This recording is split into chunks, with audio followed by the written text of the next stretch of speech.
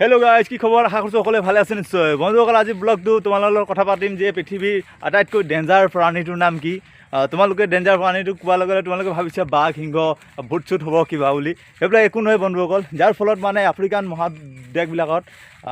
দেশবিলাকত 95% প্ৰত্যেক বছৰে মানুহৰ মৃত্যুৰ হাৰ মানে তাত বেছি। আৰু ইয়াৰ ফলত মানে এছিয়া বাকীবিলাক দেশবিলাকতো হয় কম। তো তোমালোকে ইমানটা অনুমান লগাব পাৰিছা কি বস্তু হয়। তো এইটো হ'ল এটা মচ্ছৰ সৰু মৰু বস্তু, যিটো ইংলিছত মস্কিটো বুলি কয়, আৰু অসমীয়া ভাষাত আৰু আমাৰ লোকেল ভাষাত আৰু মহ বুলি কয়। তোমালোকে গম পালাই নিশ্চয় পৃথিৱীৰ আটাইতকৈ একদম ডেঞ্জাৰ প্ৰাণীটো।